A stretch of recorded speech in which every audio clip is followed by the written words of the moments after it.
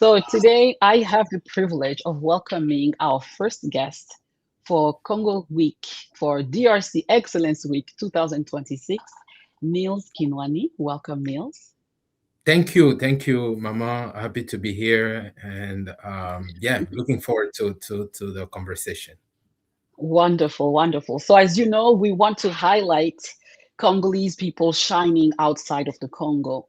And I believe that this will really help change the image of our country around the world. So, thank you so much again. Before we go into your journey, just tell us a little bit about yourself, your profession, maybe the role as well, and also where in the DRC are you from? Okay, interesting. So, my name is Nils Kinuani. I do wear many hats in my professional life. I am a lawyer by profession. I do practice immigration law. I'm also a policy specialist and an advocate. I'm also in public service in the government. I am a member of the Charles Carney, Maryland Board of Social Services. I'm also the member of the African Affairs Advisory Board in Montgomery County, Maryland. I do also teach English at St. Mark Catholic Church in Virginia. And I also lead an advocacy group called Action for Congo, and happy also to share about our work within the community. I enjoy helping, assisting people in the community. So that's a little bit about my professional life. Um, um, in terms of so many things, right?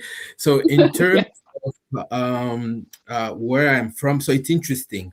I was born in Bukavu, South Kivu, but my dad is from the west, from Bandundu, and my mom is from the east. Yeah, so but born in Bukavu, South Kivu, and raised in Bukavu. Kinshasa. Yeah, Yeah, and you said your mom is from the east. Where? my mom is from Maniema. Um, Maniema. Wonderful. This is good because we're talking about the Congo, and this I threw this question in there just to make people kind of think about the Congo and realize how big it is, and then people can start hearing about other parts of the Congo. So thank you for indulging me with that one. no So problem. we're just gonna jump right into your journey. And before we go there, can you tell us how did you come to the United States? What brought you to the United States? And then how did your professional journey begin? You were a lawyer, right? Yes, yes.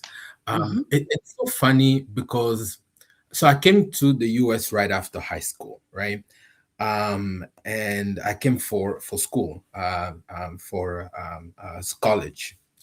Now, what's interesting is that 2 years prior graduating from high school, I went to South Africa. And I was actually supposed to finish my high school. So I went there. I was in I think ninth or 10th grade, and I was supposed Hmm. to pursue and complete my high school there in South Africa. What interesting is that when I got there, I think I was enrolled in school and I spent about 4 to 5 months in school, and I called my parents, and then I was like, and I told them I won't be able to do this. I'm having hard time adjusting here, and it's too cold, and then also the language. I don't think I would want to study in English. I love French. I want to go back and then finish my high school there in French. I don't think I will do well in an English speaking environment or country or system. So I told them that I want to go back, and they, because I was a teenager, and then they just thought I was being crazy, and I was just missing my friends or my school back home, and they ignored me. They disregarded that. So it was like, okay, just do your best. We can talk about this later, but just do your best. And you're gonna, Parents, you know. it takes time. You're gonna adapt. So, anyways, making a long story short, I ended up pushing, and then they were like, "Well, okay, cool. We're gonna send you back. We're gonna bring you back to Congo." And then I went back to Congo, and I went and I finished high school in Congo, in Kinshasa. And then now, for college, I had another conversation with parents. We are like, well, now you went to South Africa, it didn't work out. We just don't think that, sending you to an English speaking country is just not going to work. And at that time, there was an opportunity through family, relatives. They were like, well, I mean, there are more and more people coming to the US to study. I think you should consider it. And my dad was like, well, we sent him to South Africa, and he only survived for 4 or 5 months. Didn't want to learn English or continue there in an English speaking environment. We don't know how it will do in the US, an English speaking country. But my parents were hesitant, but I also thought about it, and I was like, well, I'll give it a try, right? Like, my Mhm, experience in South Africa, an English speaking country, did not work well. But let me give the US a shot. Now, mhm, everybody in the family was anxious, just given my experience in South Africa. But anyways, so that's how that's the start, the beginning of my I think my migration journey, my journey to the US. mhm. Wonderful. And so how Yeah, did you and then just I go directly for law school? right, yeah, and then I came here, and when I came here, I went to I had to start with English classes, and my parents were anxious. Here we go, he's gonna go there, learn English, and we don't know how that will go.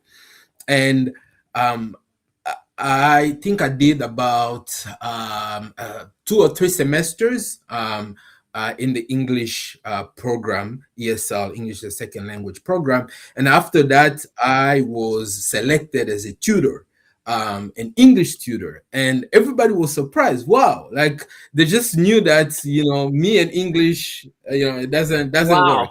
Like, and then I was selected as a tutor at the community college, and everybody was surprised that it took me only about a year and a few months to learn the language, and then now I was in a position to now help other people learn the language, and then yeah, so that's how it started, and then college, and I went to university. I went to George Mason University.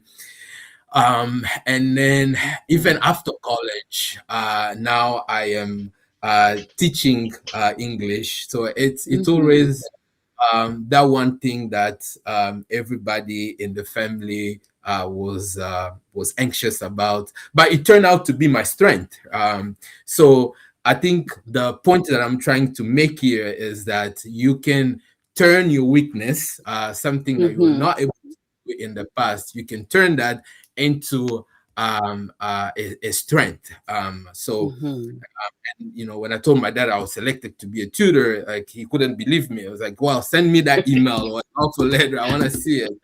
But anyways, The so very don't the very person who didn't want to learn English, he right, yeah, here yeah, he's finding himself teaching others English as a second language. So right, then you became a lawyer after school, right. and and you started working as a lawyer. So can you tell us a little bit about the challenges of as an immigrant becoming a lawyer? Was there challenges that were related to the fact that you were foreigner? Right, right. I mean, it's been especially now, especially also practicing immigration law. So it's also another aspect of Mhm. professional life. I think, the biggest thing is really the reputation, right? Like, Mm, um and trust, building trust within, especially when I started my own practice, and you have to, I think building trust is the challenging part, right? Because sometimes we tend to do things the African way, and you know what I mean by that, and I hope your I don't viewers know. know. We're gonna have to talk about. We're Well, gonna we're have gonna to get talk to talk about. about, yeah. Well, we're gonna have to, yeah. We can talk about that, but I think building trust, Mhm. it's the challenging part. So Mm, mhm, um, just being able to, so that this is what the people that you are serving, being able to be diligent, and um, just connect with people. And when you say you're going to do something, do it. And mhm, so that's the first part. The other part is also what the institutions, right? Like, the legal system here is dominated by people that are not Africans or who don't look like us. So it's an environment where people look at you, in a different way, than mhm, they will look at many of your other colleagues. So you always have to be on point. You have to be, cognizant of the little things that, when it comes to us Africans, it can be a big deal. So being on point, building trust with the community, and yeah, just be aware of what's happening around you. So, looking back a little bit in your professional growth and history, before you went ahead and opened your own practice, did you work with other lawyers? I mean, you grew experience in a Mhm. law firm, I assume. And how was that experience for you?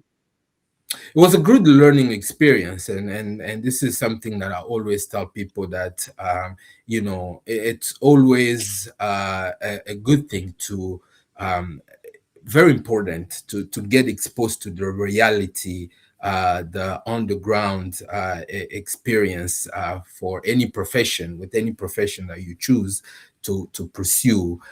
So it was a good learning experience. But also, one thing that I would say is, being patient,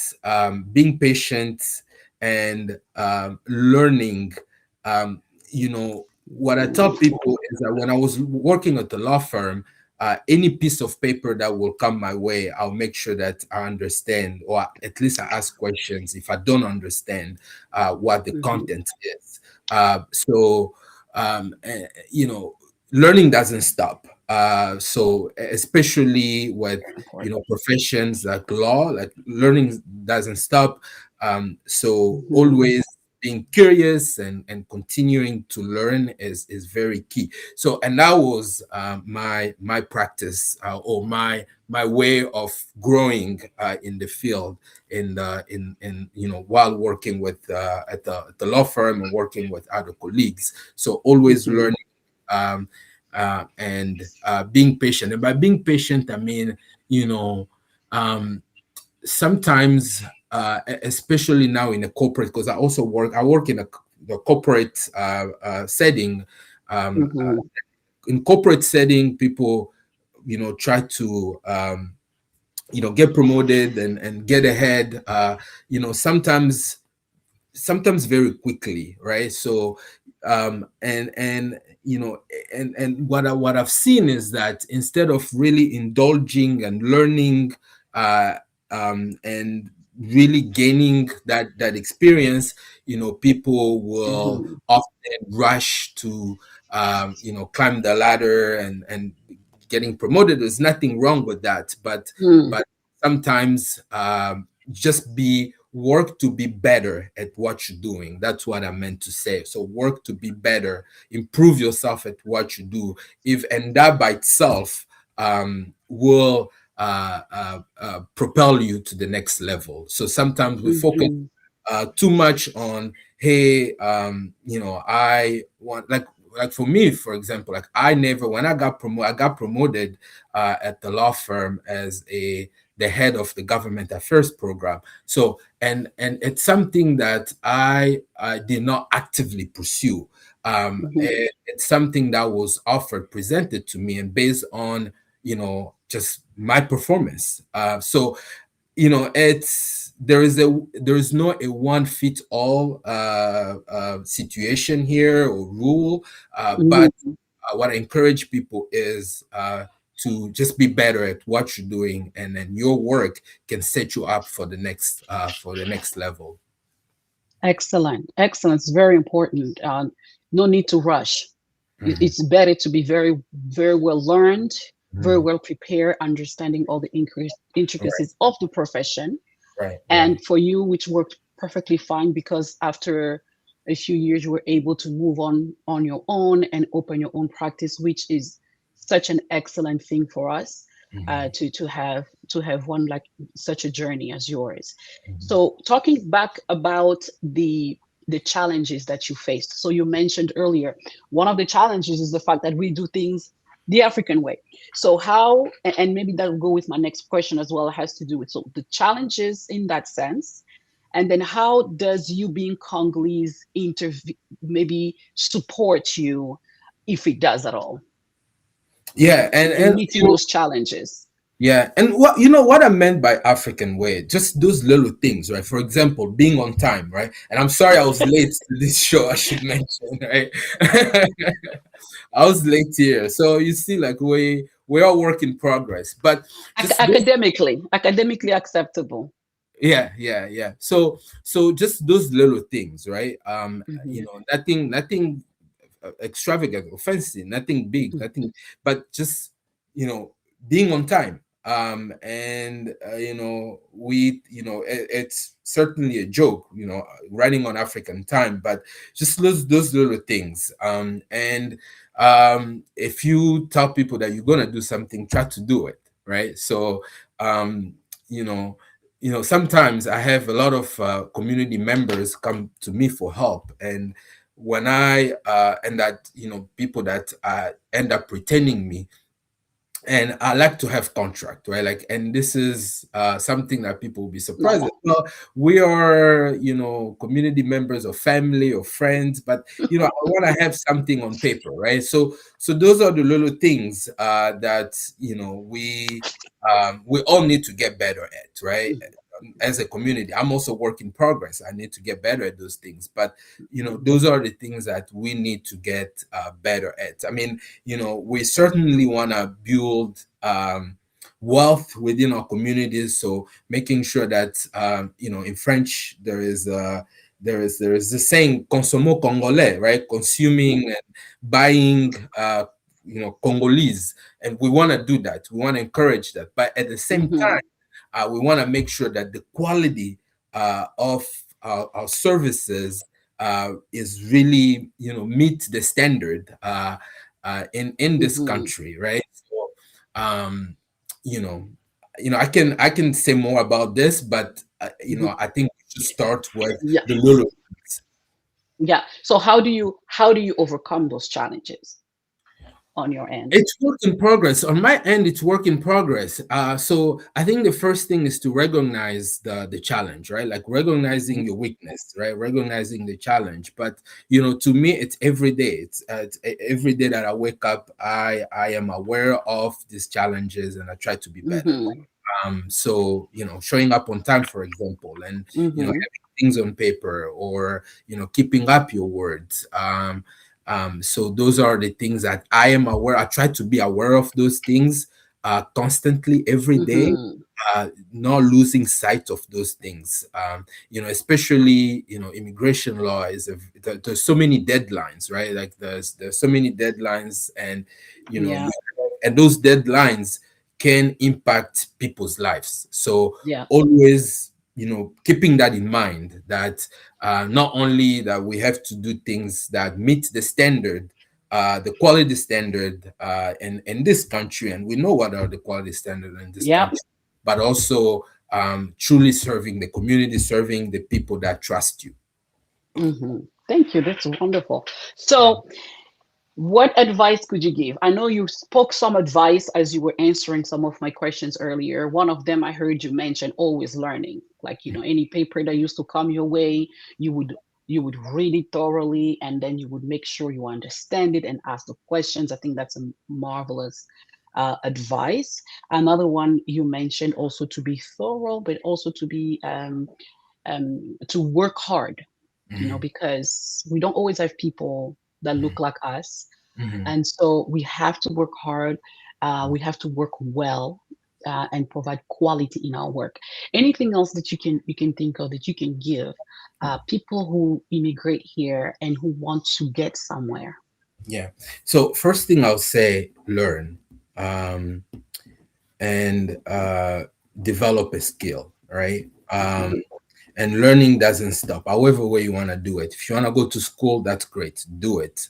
Go to school, develop the skills. If you want to do it vocationally or professionally, do it. Mhm. But learn and develop a skill, right? So that's important. Mhm. Um, Number one. Number two, uh, be patient. We especially, this is for the younger folks, right? We live in a time where everything is supposed to be fast. Whenever I give my phone to my kid, is 4 years old. He has learned how to use the phone, and now he expects things to be fast. He will swipe and then expect things to be fast, and then whenever there is a bug or the phone is not working as fast as expected to, they get frustrated, right? And for the younger folks, I think, I don't know if this is due to technology or to like social trends and everything, but there is that tendency that everything is supposed to be fast, right? We have now fast food, we have everything. That Mhm. is it's not necessarily meant to hurt us, to maybe make our lives more convenient, but at the same time we're developing that habit of expecting things to be fast, and it doesn't Yep. work that way, because there are, and from my mom, from a biblical or spiritual standpoint, there are principles that apply to people regardless of the time that we live in or the situation. And uh, patience Absolutely. is one of those principles, right? So what I'll tell especially the younger generations, be patient, and don't expect things to be fast. If you want Mhm. start your business, but don't be discouraged by failures, by setbacks. Mhm. If you want to be promoted, take your time, learn, be better at what you're doing. And I've experienced that in my own professional journey. And so that's number two. Number three, I'll say, we talked about this. They are, and we live in a country, unfortunately, they are bias or stereotypes associated with our culture, right? There are people that do not understand our culture, right? And for them, uh you know what they only will have in mind about our culture, or about us, as bias that they've heard, or stereotypes that they have heard.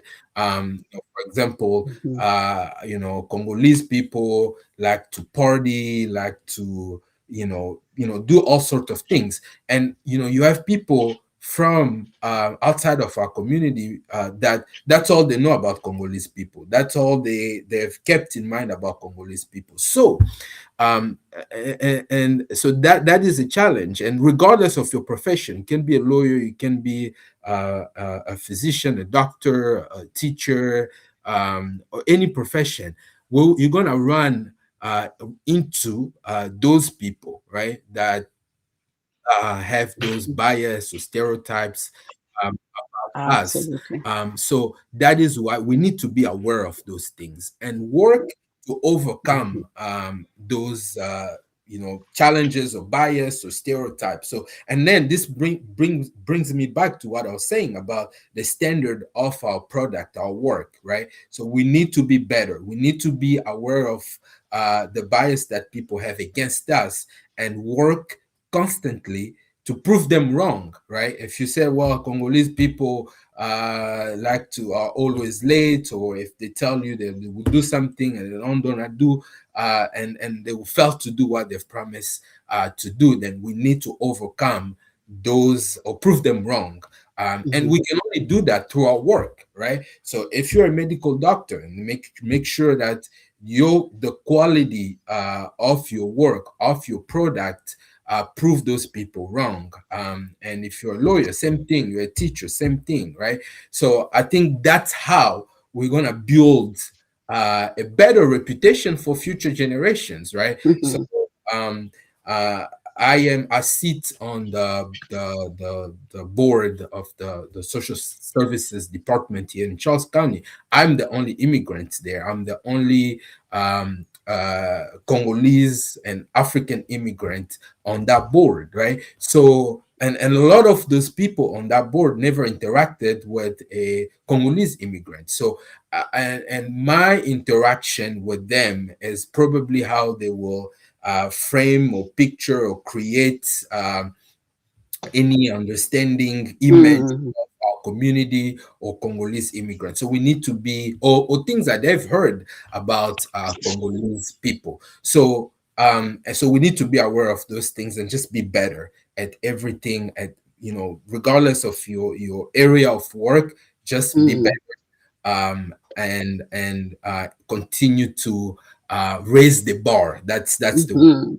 let's raise the bar for other communities and build a better reputation for the next generation. I think they will thank us for that. If Yes. we're able to build a good reputation, let's say here in the DMV, about Congolese lawyers that are excellent at the work, Congolese doctors that are excellent, so that will make it easier for the next generations, knowing that, well, Congolese people are better at this, and then the next time that someone is considering whether they want to go to a doctor from this particular country or that particular country, they will choose Congolese.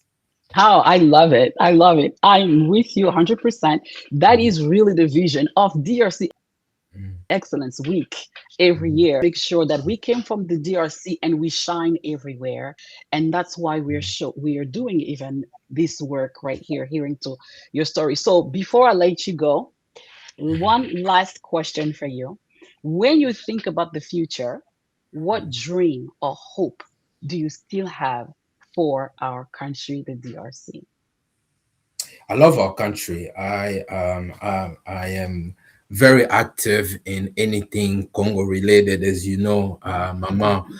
Um, you know, I was actually reflecting on this yesterday. So we are in the World Cup, where Congo qualified for the World Cup after 52 years, right? Woohoo. Yeah. So, and the majority of the people on the team, on our soccer team or football team, are come from the diaspora. And I'm not sure if that's an observation that we have made, but I think it's worth pondering, thinking, reflecting on that fact that the majority of them are from the diaspora.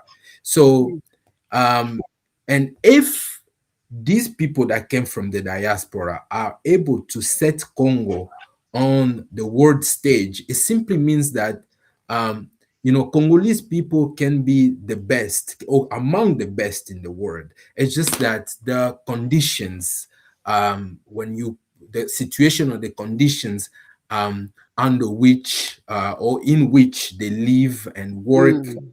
operate, right? If we can improve, and then the reason why we have so many people from the diaspora on soccer team setting our country, representing our country at among the best in the world, is because a lot of those players were put in good conditions, right?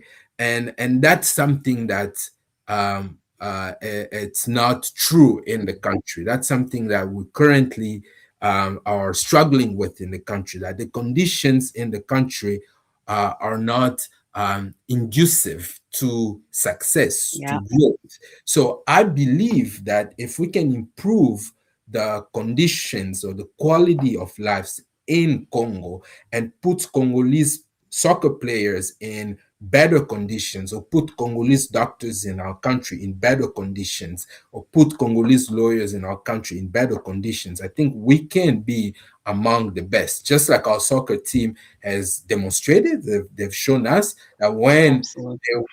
when you put them, they were put in good conditions, and this is the result. That Congo today, the Congolese flag is today raised in the World Cup among the best 48 countries, Yeah. etc. So I think we can do the same thing in other areas or sectors of our our country, our lives. So the vision that assesses the improvement of the conditions in our country, that putting people in better conditions, and I think once you do that, then we will be able to be among the best, not only with our soccer football team, but also Hmm.